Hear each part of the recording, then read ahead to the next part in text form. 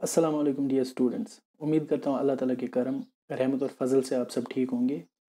तो जैसे कि हमने कल पढ़ा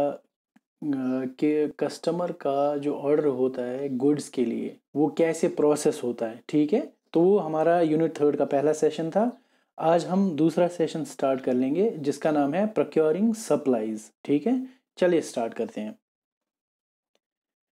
सबसे पहले प्रोक्योरिंग सप्लाईज इसका मतलब जानते हैं कि मीनिंग ऑफ प्रोक्योरिंग और प्रोक्योरमेंट क्या होता है, इसका मतलब ही क्या होता है, अमिक मतलब क्या छे आसान। यह गो सिंपल मतलब ये आसान प्रोक्योरमेंटुक या प्रोक्योरिंग। अमिक मतलब गो सह प्रोसेस यम सतन ये प्रोडक्ट या सर्विसेज एक्सटर्नल सोर्स पे हासिल करा, मगर कह बिडिंग पे बिडिंग आसान तथ तमे थ्रू सह प्रोडक्ट या गुड्स करान या सर्विस हासिल करान। मिसाल के तौर पर बुछुस अख रिटेलर लेट इट बी या डीलर मे कह ते प्रोडक्ट XYZ प्रोडक्ट हसा मे अननाउन मे हसा कर मे हसा गो कह डिस्ट्रीब्यूटर या मैन्युफैक्चरर युस डायरेक्ट सामान मे बनावान बुछुस तमिस बिड लगावान कि बह हसा दिमे ऐ यीतहन प्रोडक्टन यीत पोंस हो ये सो दैट तमिस ते गछ फायदा आसुन पानस ते गछ फायदा युन सो दैट ये मे ती फायदा बह दिम सुबह कस्टमरस ते फायदा। यह बह पान बनावान कह बुछुस रिटेलर बुछुस यह शर्ट पान बनावान कह बुछुस बेस ऑर्डर दिवान डिस्ट्रीब्यूटरस या मैन्युफैक्चरर्स डायरेक्ट सह वथान सह अना मैंने खतर यह 100 पीस सोजान या बाकी मगर पान बनावान कह। दैट मीन्स बस एक्सटर्नल सोर्स पे यह सप्लाई करना पानस कुन यम प्रोडक्ट यम मे जरूरत सो दैट बह कर यह प्रोडक्ट कस्टमरस कुन मतलब कस्टमरस कर सेल आउट, ठीक है। सह तथ वन प्रोक्योरमेंट या प्रोक्योरिंग कि कत पे सामान अना कत पे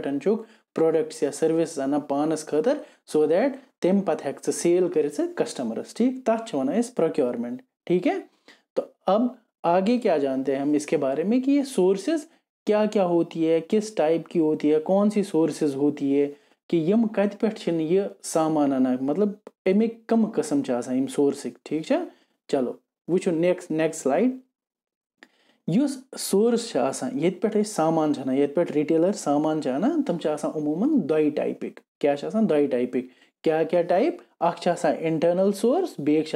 एक्सटर्नल सोर्स, ठीक है। गोडनिक गो इंटरनल सोर्स दोयम नाव इन हाउस प्रोडक्शन मतलब गो कि मिसाल कह ते रिटेलर तमिस जरूरी सान कस्टमरन कोर कह चीज ऑर्डर यह जरूरी सान पानस सान बेकिस जाए पे सह मोल पे दी कस्टमरस तथ मज तमिस डिस्ट्रीब्यूटरस ते रपे 10 अलाव दिन पानस बचान कम। वन अगर सह पाने बनावान मतलब सह प्रोडक्ट पाने बनावान पता कस्टमरस फॉरवर्ड करान तथ मज तमिस प्रॉफिट ते ज्यादा बनान, ठीक है। तो इसकी एग्जांपल मैं अगर कोट करता हूँ जिस तरह एडिडास है, एडिडास क्या तुम पन फैक्ट्री आउटलेट सह सह कंपनी पनुन डायरेक्ट त्रोमुत पान तमो फ्रेंचाइज कोरमुत कंस दितमुत कह तुम डायरेक्ट कंपनी मज आव मैन्युफैक्चरिंग कॉस्ट सह तथ थोड़ा बढ़ाइत मज डिस्ट्रीब्यूशन सह तम खत्म करान इन दैट मीन्स सह इन हाउस प्रोडक्शन सह तमन पनुन प्रोडक्शन सह तम बे दिवान कह कस्टमर आ तुलन ऑर्डर मे हसा यह शर्ट जरूरत मे हसा यह बूट जरूरत मे हसा यह सॉक्स जरूरत तो सह अनान तम पे डायरेक्ट। दैट मीन्स सह बनावान सह प्रोडक्ट या सर्विस पान बनावान, ठीक है। तथ वन इन हाउस प्रोडक्शन क्या वन इन हाउस प्रोडक्शन, ठीक। तो इसी तरह से फिर नेक्स्ट है दूसरा इसका जो कैटेगरी है वो है एक्सटर्नल सोर्स। एक्सटर्नल सोर्स क्या होता है, product is obtain externally through different sources या एजेंसीज कि मतलब अख रिटेलर पनुन पान तुम मत समझो बहुत कस्टमर पनुन पान थो कि बहुत रिटेलर कि बहुत शोरूम चलावान बह हसा पान मालिक, ठीक। खुद को ये मत सोचो कि मैं कस्टमर हूँ, वो नहीं सोचना। ये सोचो कि मैं रिटेलर हूँ तो मुझे कस्टमर के लिए सामान कहाँ से लाना है सुई या ऑब्टेन कत मे कर सह करान एक्सटर्नली बे कुन ऑर्गेनाइजेशन पे मैन्युफैक्चर करान तथ सामानस सो दैट बह कर कस्टमरस खतर सह चीज अवेलेबल, ठीक है। तथ one external source. External source internal पता ही अकुत पान बनावान कस्टमरस प्रोडक्ट दिवान या सर्विस दिवान। एक्सटर्नल सोर्स ते पता अलग अलग किस्म क्या जिस तरह मिसाल के तौर पर अत मज वुचान एक्सटर्नल सोर्सेज कि अत मज मैन्युफैक्चरर्स एंड प्राइमरी प्रोड्यूसर्स कि मतलब कह अत मज डायरेक्टली मैन्युफैक्चरर या प्राइमरी प्रोड्यूसर कुन प्रोडक्ट पत करान यह रिटेलर कम यह डायरेक्टली एमएस कॉन्टैक्ट करान कि मे दिसा ये डील कि बह हसा तुल ऐ नश यह सामान ईतिस युस पाने आस बनावान डायरेक्ट कंपनी मंज त्राय ना कंस डिस्ट्रीब्यूटरस त्राय मंज कह होलसेलरस त्राय मंज कह बाकियन त्राय मंज कह यह डायरेक्ट कंपनी पे गसान यह तमन वन कि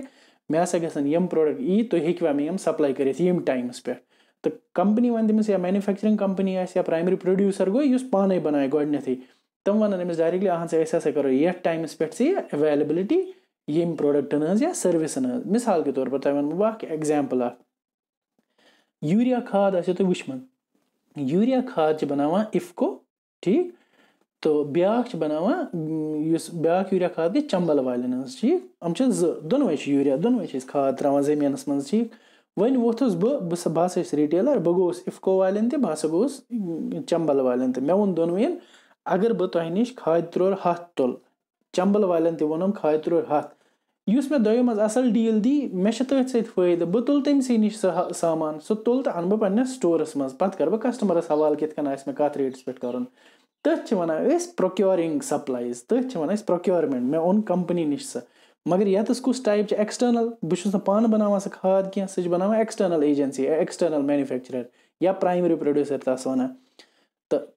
सह गो अस गोडनुक टाइप एक्सटर्नल सोर्सुक गोडनुक टाइप ये पे प्रोक्योरमेंट हेकान करित दोयम होलसेलर्स गए यम मैन्युफैक्चरर्स नश रटन डायरेक्ट वह सह चीज़ कि मे हसा लाइसेंस कह बह रिटेलर मगर मे सह लाइसेंस कह कि बह हेक बेक स्टेट पे योर पानस खतर सामान अन्न क्या तथ खतर गई टैन नंबर आसन ठीक या बे कह टैक्स तथ टैक्स लाइसेंसिंग आसान सह जन आस नमे कह तेल हेक बह डायरेक्ट बे कंपनी पे अनित कहीं अगर कंपनी बेस स्टेटस मज आस बेकिस कुन स्टेटस मज आस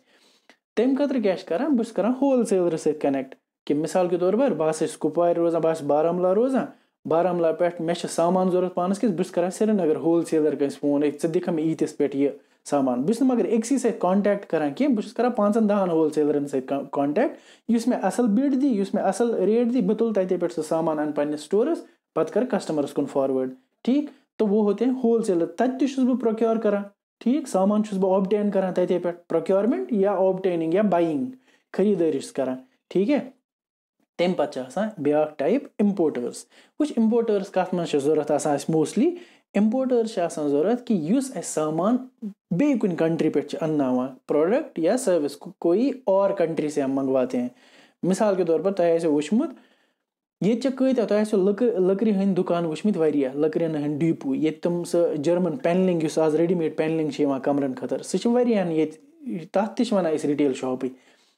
तो सह पेनलिंग कत अना तम पान बनावान ना सह तम पान बनावान कि सह तम इम्पोर्ट करनावान इम्पोर्ट कत पे सह पान हेकान इम्पोर्ट कर कि अम करान अड़ गस हैदराबाद मज या अहमदाबाद मज इम्पोर्टर्स मैक्सिमम तमिक जर्मन पेनलिंग से लकर वकर या यथ जम लकर यूजुअली वन सह अहमदाबाद मज तमिक इम्पोर्टर्स तम क्या करान तमन लाइसेंस तम मंगनावान जर्मनी पे यूजुअली सह लकर युस जर्मन पेनलिंग तवे तथ वन सह जर्मनी पे मगर तमिच लाइसेंसिंग तमन इम्पोर्टरन यम बिहत वनस अहमदाबाद गुजरात मज ठीक पत क्या करान हंद या बाकियन स्टेटन हंद यम बड़ बार योर डिस्ट्रीब्यूटर हम करान तमन सत कांटेक्ट तत अकिस इम्पोर्टर सत कांटेक्ट करान कि हम 5-10 इम्पोर्टरन सत कांटेक्ट करान कि मे कतिस दिख यह जर्मन पेनलिंग ईद फुट 10,000 फुट मे जरूरत 20,000 फुट मे जरूरत मे कतिस पे यह तमिस सही रेट लगाए सह तुल तमसी नश ट्रकन मन सह माल पत अन पन योर पन्नस शॉपस पे ये तुल सह कस्टमरस दी तमे फायदा अगर तमिस पे होर सस्त कस्टमरस ते दी सस्त अगर अमिस पे होर द्रोग कस्टमरस ते पे द्रोग तम खतर रिटेलरस पे होर बिडिंग करें बिडिंग गो मतलब अकिस नश वो बेस नश बेकिस नश तमिस असल डील दी सह कर तमसी नश ठीक तथ वनान इम्पोर्टर्स नश कर आउटसोर्स पन प्रोडक्ट ओन तत पे प्रोडक्ट पन ठीक लास्ट एजेंट्स एजेंट क्या एजेंट्स का मतलब होता है ब्रोकर युस मंजबाग बिचौलिया होता है कि सह योर रिटेलरस मंजबाग योर बेस अकिस बिजनेसमैन या बे कुन बिजनेस वलिस मंजबाग सह दोन डील दिवान कर मिसाल के तौर पर तुम वन बह एग्जाम्पल तुम आसो वुचमुत कि ये कह जमीन कना पे त्रावान सह मज एजेंट ब्रोकर सह मे जमीन कुन यह वुज अत मा हे कह पे ब्रोकर करान सह ाणा कस्टमर वस्टमर ाणा पे करान तुलान तौर बेकिस करान यह मिसाल तम वुच तम दोप मे ऐ मा जमीन मे अकिस जाए प्लॉट बुश वतान मे हसा हेन अगर अमिस होर जमीन वोल वोनमुत या कन करीबन करीबन या कन 20 लक्षन तान कन जमीन ठीक यह वन योर यमिस क्या ना जमीन हेन वलिस मिसाल वन मे वो दप जमीना बनी रपिस 20-21 लक्षा पे या वन ज्यादा थोड़ा बहुत ये मज पन चाय तह नीर एजेंट्स ठीक या करस कम दीस बराबर रेट टू रेट पत हे अमिस तह चाय हना और हे यमिस जमीन कन वलिस तह चाय हना दैट मीन्स अमिस न पन प्रोडक्ट नशुस कह यह पन फायदे तुलान रिटेलर अमूमन मज त्रावान एजेंटन क्या रिटेलर अमूमन ईज फुर्सत कह पत वात से फेरने गस बिडिंग करने इम्पोर्टरन निश होलसेलरन निश बाकी निश यह त्रावान मज एजेंट यार मेन खतर वुच यह सामान यह कत तान पे मे सस्ता गि पे सो दैट बह हेक कस्टमरस तह दिथ ठीक अमे एजेंट्स तह करान मतलब रिटेलरस करान हेल्प कि सामान को प्रोक्योर करने में सामान को प्रोक्योरमेंट या ऑब्टेन करने में हासिल करने में अपने शोरूम के लिए सो दैट बह हेक पत कस्टमरस फॉरवर्ड कर। तो ये हमारा इसका जनरल एक मीनिंग था प्रोक्योरमेंट ऑफ सप्लाईज या प्रोक्योरिंग सप्लाईज। और इसके टाइप्स क्या क्या थे? टाइप्स इसके दो है, इंटरनल सोर्स से हम हासिल कर सकते हैं अपने प्रोडक्ट्स और सर्विसेज, या एक्सटर्नल सोर्सेज से। इंटरनल ये होता है कि हम खुद ही बनाते हैं वो प्रोडक्ट्स या सर्विस। एक्सटर्नल गो बेस कुन कंपनी पे अन्नावा पानस खतर प्रोडक्ट, तथ में अलग अलग, या तो मैन्युफैक्चरर्स नश अन्नावान, या तो होलसेलरस नश अन्नावान, या तो इम्पोर्टर, या तो मज एजेंट, पत् अन्नावान पन्नस रिटेलस खतर रिटेल शोरूम्स खतर प्रोडक्ट्स या सर्विसेज। ये हमारा आज का टॉपिक था, यहीं पे हम एंड करते हैं। कल इंशाल्लाह नए टॉपिक के साथ हाजिर होते हैं। तब तक के लिए थैंक यू वेरी मच, और अच्छे से पढ़ा करना, घर पे रहो और हिफाजत से रहो। अल्लाह हाफिज़।